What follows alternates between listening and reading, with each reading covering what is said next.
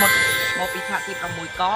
នៃសាលារៀនបញ្ញាជនកម្ពុជាហើយថ្ងៃនេះខ្ញុំពិតជាមានអារម្មណ៍សប្បាយរីករាយខ្លាំងណាស់ដែលនេះជាដំណើរទស្សនកិច្ចរបស់ខ្ញុំលើកទី2ហើយដែលថ្ងៃនេះខ្ញុំបានធ្វើដំណើរបាន3កន្លែងហើយគឺពេលយើងចេញមកយើងបានទៅ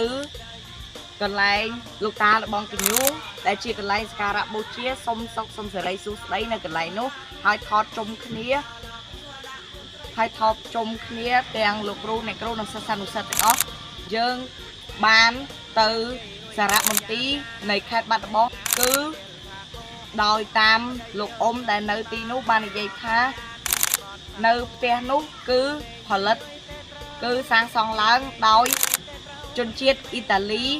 ហើយសំណង់នៅទីនោះគឺគ្មានសសរនោះទេតែវាអាចឈរជើងបានតាំងពីឆ្នាំ1905ដល់បច្ចុប្បន្នគឺមានរយៈកាល120ឆ្នាំហើយនៅទីនោះមានឥដ្ឋការ៉ូ13ម៉ូតផ្សេងគ្នានៅក្នុង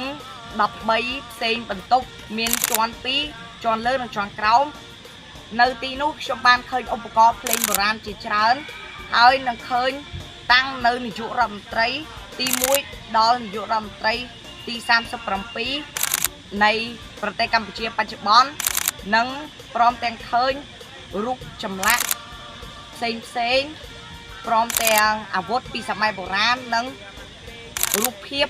របស់តារាចម្រៀងល្បីៗនៅចំនួនចាស់ផងដែរហើយយើងបានបន្តដំណើរមកផ្ទះផ្កាដែលនៅទីនោះគឺមានយើងអាចចូលលេងកម្សាន្តនៅចំការដែល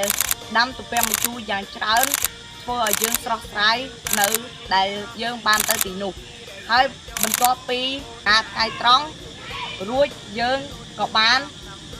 មកដល់ភ្នំបាណន់ដែលនៅទីនេះគឺជាកន្លែងសក្ការៈបូជាពីអ្នកសង្គ្រាមអ្នកធ្វើសង្គ្រាមចំនួនដើមតែដើម្បីសូមឲ្យមានជ័យជំនះទៅលើសង្គ្រាម